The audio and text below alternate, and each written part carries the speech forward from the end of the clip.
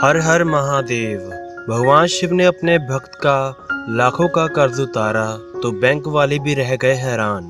महादेव की महिमा आज तक कोई भी नहीं समझ पाया। भक्त उनकी शरण में सुख का अनुभव करते हैं।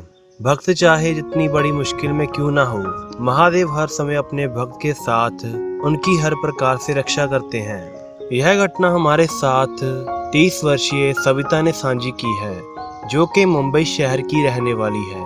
सविता अपने परिवार से दूर मुंबई में काम के सिलसिले से आई थी। उनका परिवार मध्य प्रदेश का रहने वाला है। मुंबई में सविता आईटी कंपनी में जॉब करती थी और उसकी सैलरी भी काफी अच्छी थी। सविता ने बताया कि वह एक मॉडर्न लड़की है, पर इस सब के बावजूद भी वो काफी धार्मिक है।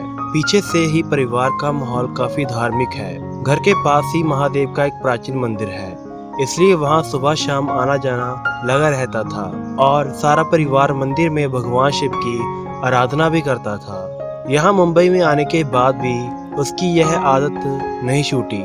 वह समय निकालकर भगवान शिव की भक्ति में व्यतीत रहती थी।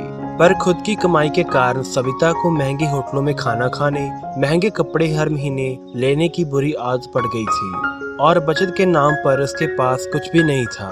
उसके दोस्त ने उसे कई बार समझाया कि तुम्हें बचत की ओर ध्यान देना चाहिए, क्योंकि बुरा समय आने का कुछ पता नहीं होता। सविता का बुरा समय शायद शुरू हो गया था। कंपनी ने उसे 1 महीने का नोटिस देकर कंपनी से निकाल दिया। उसने अपने दोस्तों के कहने पर जो थोड़ी बहुत बचत की थी, वो भी 1-1.5 महीने में ही खत्म हो गई। इसलिए उसने किसी और कंपनी में जॉब के लिए ट्राई किया। उसकी एक कंपनी में जॉब तो लग गई, पर उसको वो काम पसंद नहीं आया, तो उसने उस कंपनी को छोड़ दिया। अब उसे किसी और कंपनी में जॉब भी नहीं मिल रही थी। उसने कई जगहों पर चक्कर लगाए, पर कोई फायदा नहीं हुआ। वह भगवान शिव से यही प्रार्थना करती थी कि हे भगवान, मैंने तो कभी भी किसी का बुरा नहीं चाहा, तो मेरे साथ ऐसा क्यों हो रहा है? मैं तो आपकी भक्ति में लीन रहती हूँ, मुझसे ऐसी क्या गलती हो गई? मार्च 2020 में देश में संपूर्ण लॉकडाउन लग गया। मुसीबतों का पहाड़ तो अब मेरे ऊपर टूटा था। कोई बचत भी नहीं बची थी, इसलिए मैंने क्रेडिट कार्ड का इस्तेमाल करना शुरू कर दिया। पर मेरी आदत फिर भी नहीं बदल रही थी। मैं महंगी चीजों की तरफ आकर्षित हो रही थी।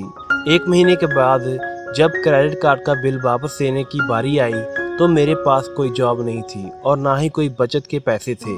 क्रेडिट कार्ड की पेमेंट करना जरूरी था, पर मेरे पास पैसे नहीं थे। घर वालों को मैं कुछ बता नहीं सकती थी और क्रेडिट कार्ड वाले मुझे बार बार फोन कर रहे थे। एक दिन मैं भगवान शिव से प्रार्थना कर रही थी कि हे भगवान, मेरी सहायता कीजिए। तभी मेरी एक दोस्त का मुझे वीडियो कॉल आया। उसने मुझसे मेरी उदासी का कारण पूछा। मैंने उसको सारी बात बता दी। उसने मेरी सारी बात सुनकर मुझे पहले फटकार लगाई और मुझे फजूल खर्ची ना करने के लिए कहा। और आश्चर्य की बात यह थी कि उसने मुझे क्रेडिट कार्ड का बिल भरने के लिए भी पैसे दिए। मेरे लिए वो भगवान का ही रूप थी।